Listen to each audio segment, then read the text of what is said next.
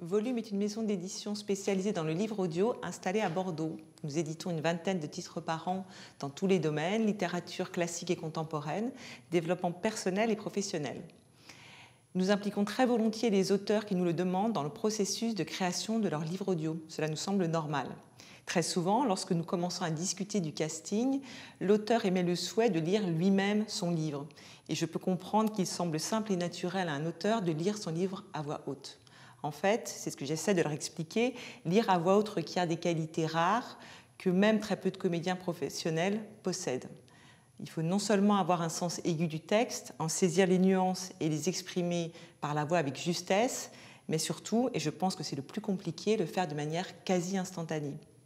Bien sûr, on prépare le texte en amont, on repère les difficultés, on les aplanit, on définit les voix des principaux personnages, mais on ne peut pas préparer chaque passage de manière précise, c'est impossible pour des livres qui font plusieurs centaines de pages. Du coup, il faut que le comédien se lance dans la lecture et finalement se laisse aller. Cela ressemble à un exercice d'improvisation. Donc, premier point, il faut pouvoir lire et bien lire à vue. Et malheureusement, ce n'est pas une compétence que l'on peut acquérir en quelques jours, voire quelques semaines de formation. Deuxièmement, il faut pouvoir le faire pendant longtemps. Les séances d'enregistrement durent plusieurs heures. Il faut pouvoir maintenir la même qualité de lecture du début à la fin. Tout cela mis bout à bout fait que souvent l'auteur, après avoir écouté le casting des comédiens, après avoir fait un essai, s'il est vraiment très motivé, se convainc par lui-même de renoncer à l'exercice de la lecture à voix haute. Mais ce sont encore les comédiens qui en parlent le mieux et c'est pour cette raison que j'ai convié Stéphanie Moussu et Loïc Richard, qui ont tous les deux enregistré plusieurs livres audio pour volume, à venir nous raconter leur expérience de lecture de livres audio.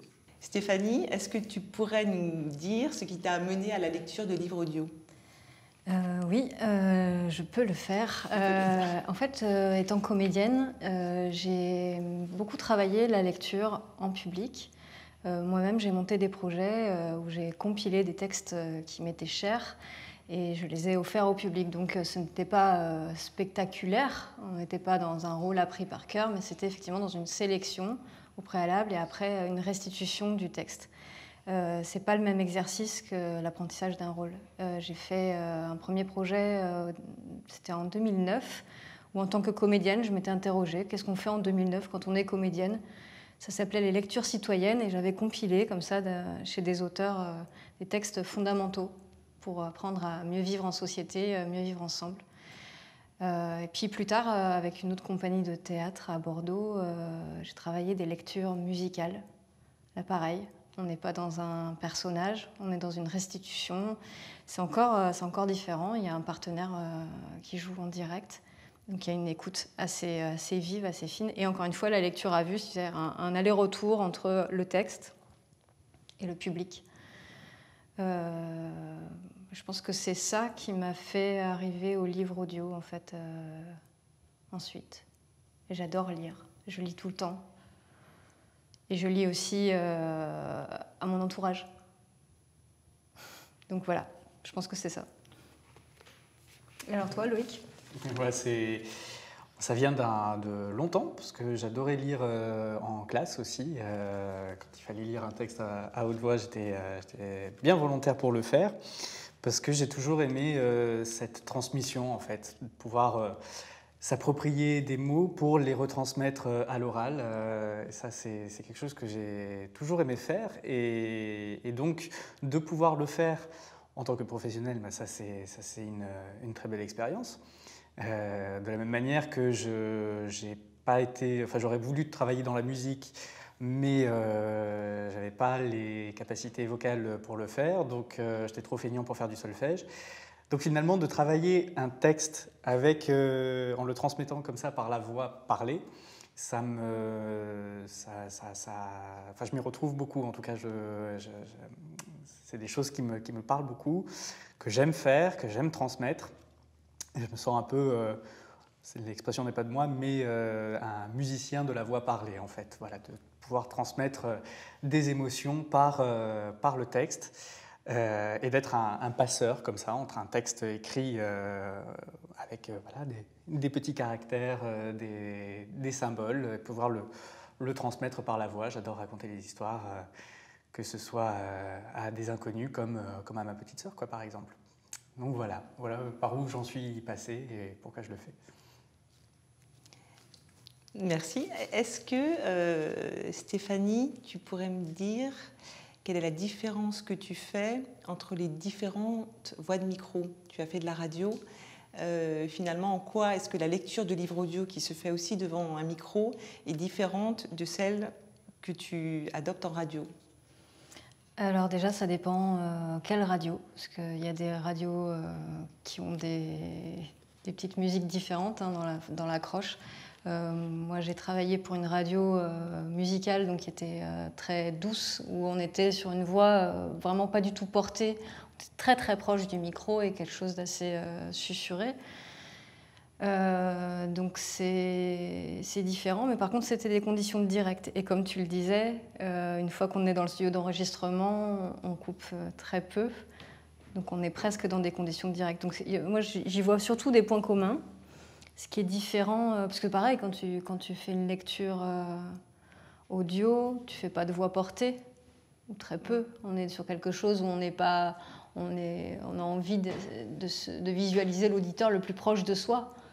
On imagine que la plupart des auditeurs de livres audio les écoutent par exemple en voiture. Ou à l'oreille au casque. À l'oreille au casque, au lit avant de s'endormir. Donc on est sur des choses relativement calmes, posées et douces. Donc moi j'y vois surtout des points communs plus que des différences. Pour le coup, la grande différence, oui, en effet, c'est avec la voix de théâtre. Sur scène, on projette, on est vraiment dans la projection, ce qui est très différent dans le cadre d'un livre audio où on a le micro qui est très près. Si on est dans la projection, justement, dans l'oreille, quand on écoute avant de s'endormir, c'est un peu violent. On n'est pas du tout dans le même rapport, c'est un petit peu comme au cinéma, en fait.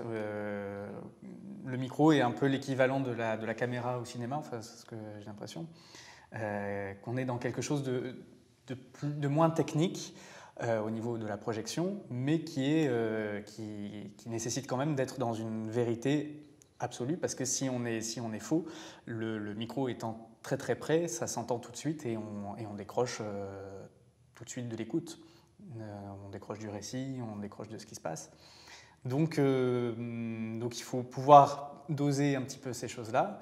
Et puis après, il y a des romans ou en tout cas des récits, des écrits qui se prêtent à plus d'expression, de varier, d'autres qui sont sur un ton plus neutre du début à la fin, qu'on soit sur un roman d'aventure ou un livre de coaching, de développement personnel, on n'est pas non plus sur exactement le même timbre de voix et la même expressivité. Comment est-ce que tu te prépares avant une lecture ? Il y a plein de manières, enfin, il y a plusieurs possibilités. En tout cas, déjà, c'est de connaître le livre avant de le lire derrière le micro. Ça, c'est très, très important de savoir d'où on part pour aller où et par où on passe. Ça, pour moi, ça me paraît vraiment indispensable de repérer où sont les points importants de l'histoire, qui sont les personnages, qui sont les personnages incontournables et voilà, les points à vraiment ne pas louper. Ça, c'est pour la partie vraiment, disons, préparation du texte. Ensuite, tout simplement, préparation technique, il faut faire bien attention à préserver sa voix un petit peu avant, parce que c'est vrai qu'un enregistrement de livre audio, c'est généralement 5 ou 6 heures derrière un micro, donc c'est beaucoup d'endurance. Ça, on s'en rend pas forcément compte à l'avance, mais c'est un vrai petit marathon. Donc après, chacun ses petits rituels. Moi, je sais que je bois beaucoup de thé, ou de tisane de thym, voilà. Ça me détend les cordes vocales. Et puis voilà, comme ça, de ne pas trop parler la veille, de ne pas non plus laisser les muscles complètement froids, donc faire des échauffements vocaux. Et voilà, donc tout un tas de petits rituels. Mais ça c'est moi, je ne sais pas si toi, tu en as d'autres. Bon, c'est à peu près les mêmes, sauf que moi, c'est de l'eau. Beaucoup d'eau, énormément d'eau, oui, parce qu'en fait, sinon, on a rarement l'occasion de parler autant, je crois, dans la vie. Là, quand même, c'est un flux continu, ce qui est absolument pas naturel. Donc, effectivement, il y a Il y a comme toi la nécessité de faire attention la veille, de ne pas faire d'excès en termes de volume sonore, de ne pas aller dans des lieux où il y a trop de bruit, où on serait amené à ne pas s'entendre et à se casser les cordes vocales. Oui, faire attention tout simplement. Et être reposé aussi, parce que c'est vrai qu'au niveau de la concentration, quand il faut lire 5-6 heures d'affilée, il y a un moment, enfin, il faut vraiment pouvoir avoir les idées claires, les yeux bien en face des trous, parce qu'au bout d'un moment, c'est vrai qu'on n'est pas habitué, en fait, on ne le fait jamais dans la vraie vie, donc ça demande une préparation aussi physique.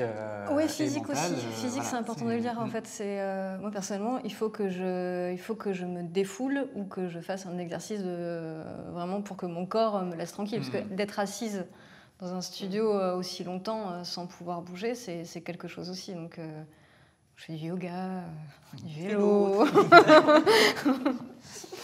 Ouais. C'est important, ouais, pour être prête.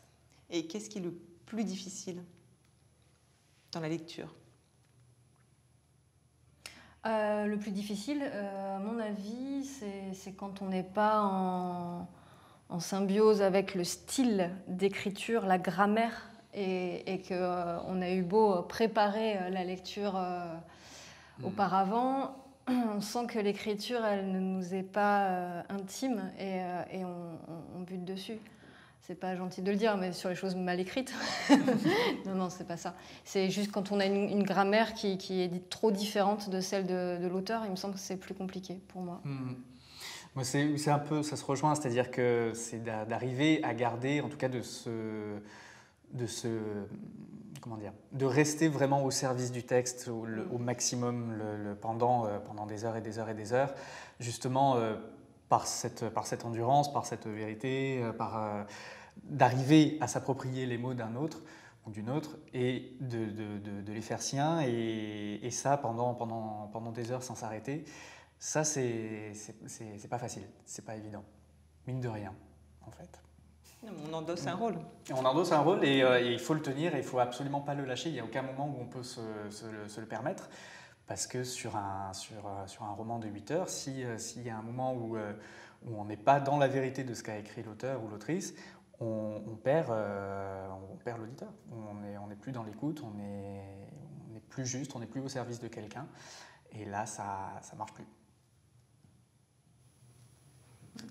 Stéphanie, est-ce que tu serais d'accord pour nous illustrer ce que nous venons de raconter par la lecture de Nouvelle mère, un livre de Cécile de Herthy-Bigara sur la maternité?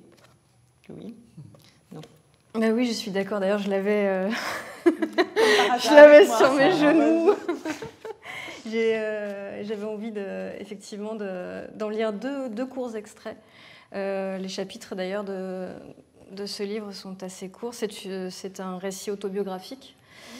Donc voici un des premiers chapitres.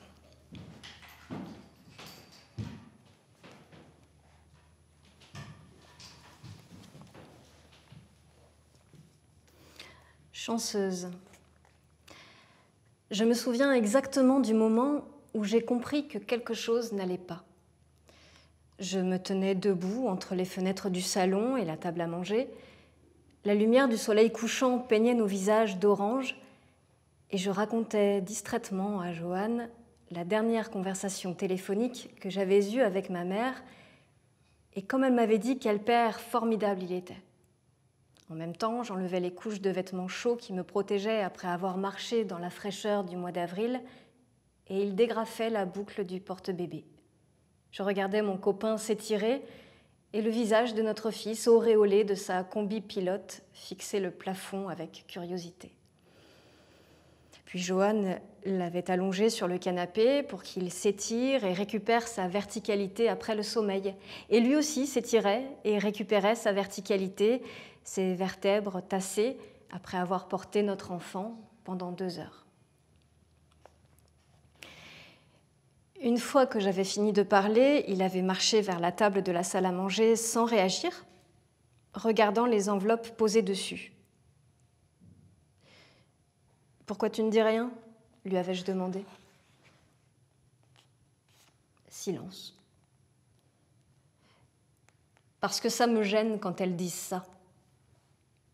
À tour de rôle, ma mère et ma belle-mère me disaient régulièrement d'une voix soulagée et fière « Qu'est-ce qu'il est bien, Joanne, avec votre bébé, tu as de la chance de l'avoir !» Ce à quoi je répondais par une voix aussi soulagée et roucoulante, comme je l'avais fait au téléphone avec ma mère. « Oui, il est extraordinaire. Hier encore, je l'écoutais changer sa couche. Il lui disait qu'il comprenait ses pleurs, qu'il devait avoir froid de se retrouver tout nu sur la table à langer, comme ça. Je trouve ça incroyable qu'il lui explique, déjà tout petit, ce qui se passe. Moi, je n'aurais pas eu ce réflexe. Il est fort. » Et chaque fois que la conversation se passait devant Joanne ou que je lui en rapportais des miettes pour sa propre gloire, il devenait étrangement silencieux. Au début, j'ai pris ça pour une forme d'humilité. Il est le genre d'homme qui rosit des joues si on le complimente en public, et de ses racines bretonnes, il tire une réserve émotionnelle protectrice. Mais là, ça faisait depuis la naissance de notre fils que ça durait. À chaque compliment, un silence. Notre fils avait 3 mois. Alors, ce jour-là, quand il me répond que ça le gêne, je lui demande quoi au juste ? Qu'est-ce qui le gêne dans le fait d'être aimé du regard de sa mère et de sa belle-mère ? Il me regarde droit dans les yeux quand il me répond « Personne ne me fait jamais des compliments sur toi. Tout le monde me célèbre comme si j'étais un père extraordinaire parce que je m'occupe de mon fils. Mais je suis juste son père. Tu en fais autant que moi. »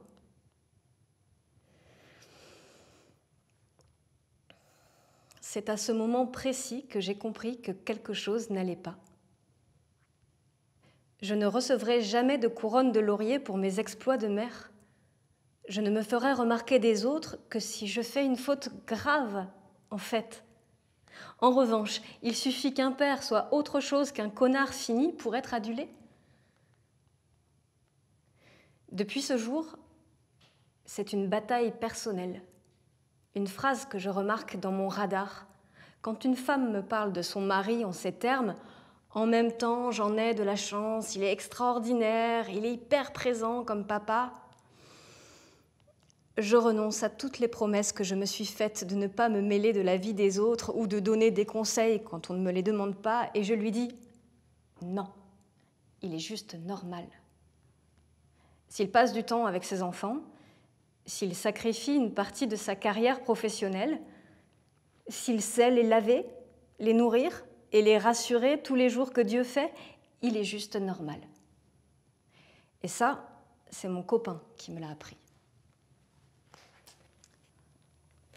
Voilà pour le premier extrait.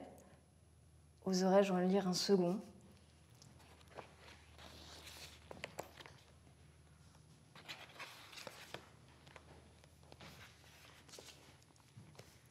Donc un deuxième extrait, tout aussi parlant, il me semble, la sensibilité. Ces dernières semaines, nous ne nous voyons, mon copain et moi, qu'à partir de 22h, quand on rentre dans notre chambre. Le reste de la journée, nous sommes parents, nous travaillons devant nos ordinateurs et nous sommes aussi des individus à part entière avec des façons différentes de relâcher la pression accumulée. Pour lui, les jeux vidéo et la cuisine. Pour moi, les feutres sur du papier, être seul et les livres. Je m'allonge dans le lit et malgré la fatigue et la tentation de se dire bonne nuit et d'aller dormir, je répète la même phrase chaque soir. Je ne peux pas passer une journée entière sans un vrai temps avec toi. Parlons. Comment était ta journée ? Ces conversations ne sont pas nécessairement agréables, mais elles sont nécessaires. Autrement, ce n'est pas la dernière version actualisée de moi qui rencontre la dernière version actualisée de lui. Ce sont juste nos rôles, nos façades qui se parlent, et tout ça me laisse un arrière-goût étrange dans la bouche. Donc, nous parlons, tous les jours, un peu, pour rester réels l'un pour l'autre. L'autre soir, je lui raconte que je trouve la vie de couple exigeante. Je lui dis « Pense-y ». Nous dormons ensemble, puis nous passons la journée ensemble, nous travaillons tous les deux à la maison, nous portons la responsabilité des courses et des factures. Nous nous connaissons depuis 12 ans. Et en plus, nous sommes parents. Et pourtant, la société nous dit « Continuez à vous trouver drôle et attirant et faites comme si ça ne demandait pas d'effort. » Je rajoute « Ça demande énormément d'efforts. » Il me regarde, je vois qu'il est déçu quand il me répond « Je ne trouve pas ça difficile, moi, être en couple avec toi. »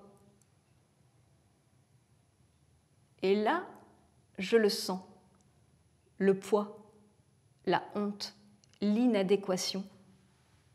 C'est le même poids que je sens quand je vois d'autres personnes échanger des nouvelles atroces du monde au petit déjeuner sans sourciller, alors que je vais mariner dans le choc émotionnel toute la journée.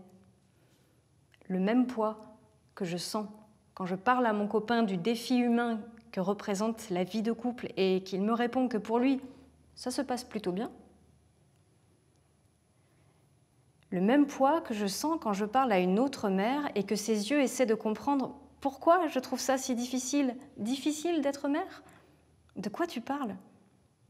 Mais regarde, comme il et elle sont beaux, et pourquoi tu n'en ferais pas un deuxième ? C'est le même poids que j'ai senti toute ma vie. Je suis sensible. Je sens très fort, où je n'ai plus envie de sentir rien du tout. Soit je pleure devant un livre d'enfant, et chaque coucher de soleil m'époustoufle, soit je suis en boule sous ma couette et je ne veux plus participer au monde. Je ne suis jamais au milieu. C'est cette sensibilité qui me différencie de ceux qui vivent juste au milieu. C'est cette sensibilité qui fait que je ne me réveille pas le matin en prenant ma journée comme elle vient. Je ne peux pas fonctionner comme ça. J'ai besoin de béquilles. Je prie. J'écris. Je danse, je dessine, je sens, je pleure, je ris. Chaque jour, je prends soin de ma tête et en échange, elle m'offre cette paire de lunettes incroyable, la sensibilité.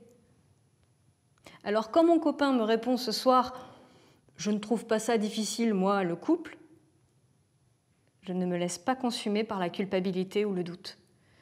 Je ne réponds pas quelque chose du type « Oui, tu as raison, je dois me poser trop de questions ». Je ne pense pas « Quelque chose ne va pas chez moi, chez nous ».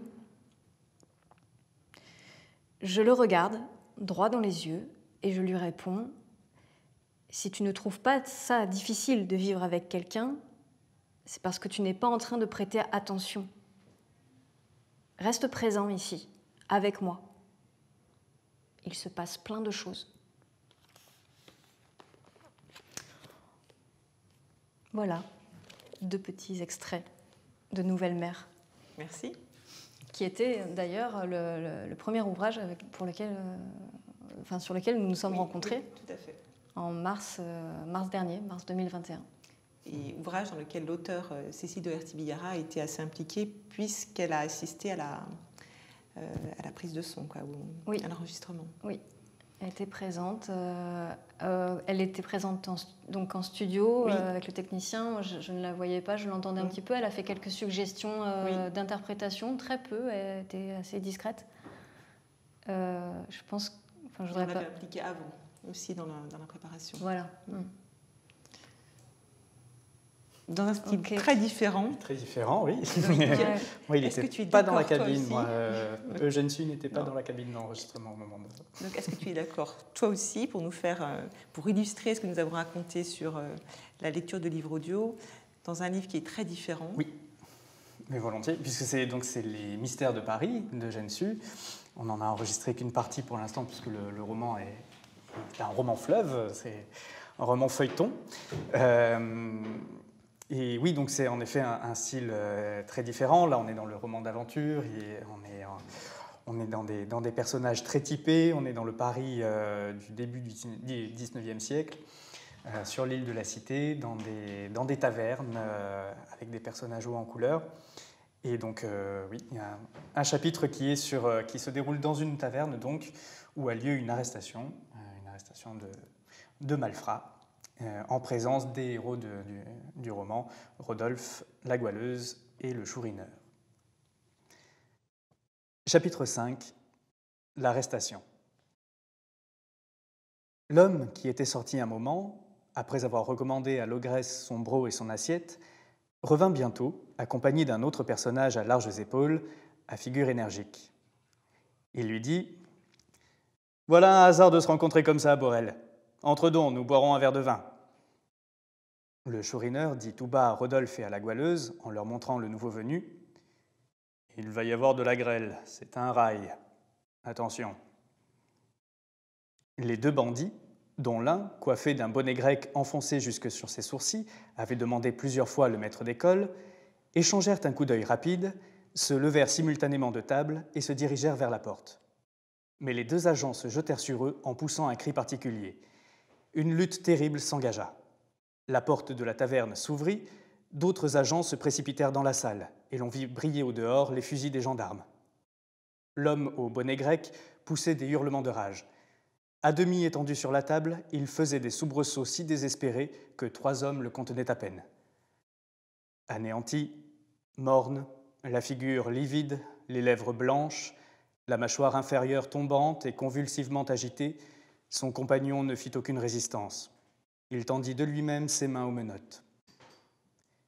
L'ogresse, assise dans son comptoir et habituée à de pareilles scènes, restait impassible, les mains dans les poches de son tablier. « Qu'est-ce qu'ils ont donc fait, ces 2 hommes, mon bon monsieur Borel ?» demanda-t-elle à un des agents qu'elle connaissait.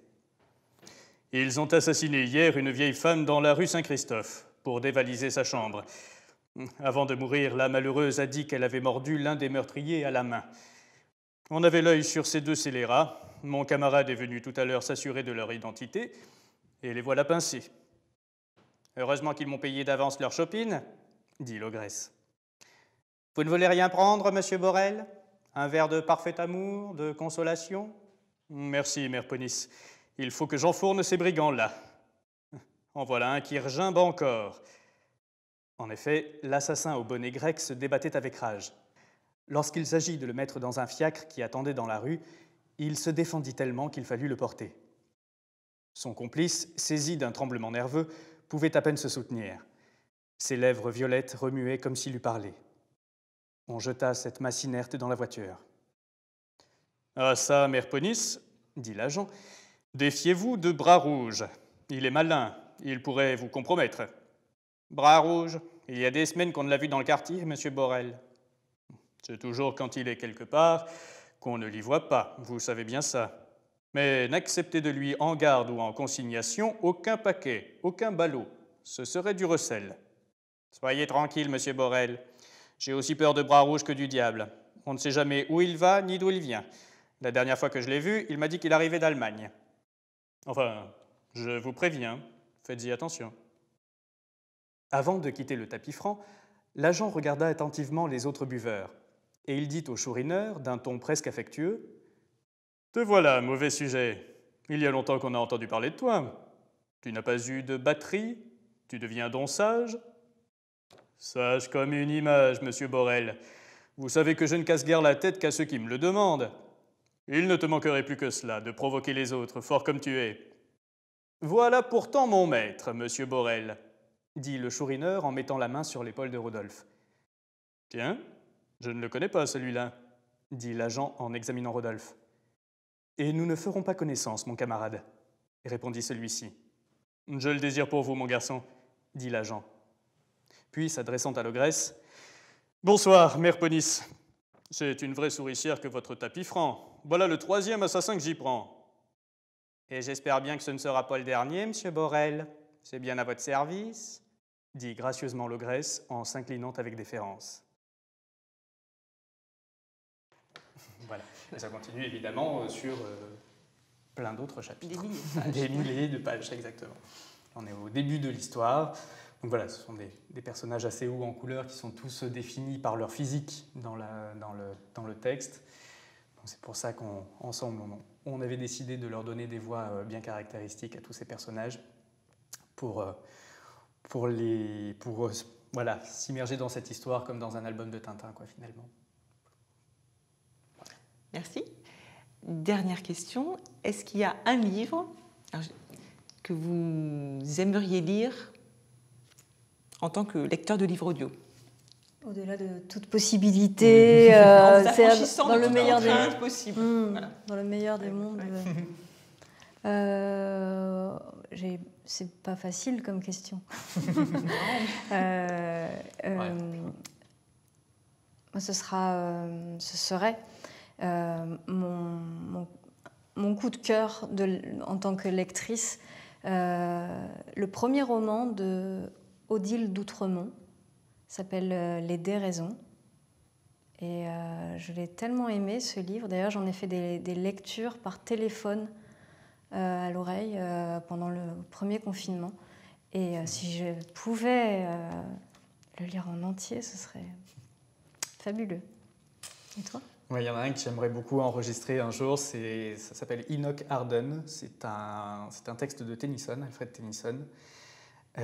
C'est assez court, mais en fait, c'est une version que j'aimerais beaucoup enregistrer parce que Richard Strauss en a composé une musique pour accompagner la lecture de ce texte. Une musique au piano, et ce serait, voilà, c'est un des petits rêves de pouvoir enregistrer cette pièce-là qui mêle texte et musique. Voilà. C'est un texte français ? C'est un texte anglais qui a été traduit en français. Voilà. Nous voilà édifiés. Bon. Merci beaucoup. Oui, merci à toi. Merci d'être venu. Merci.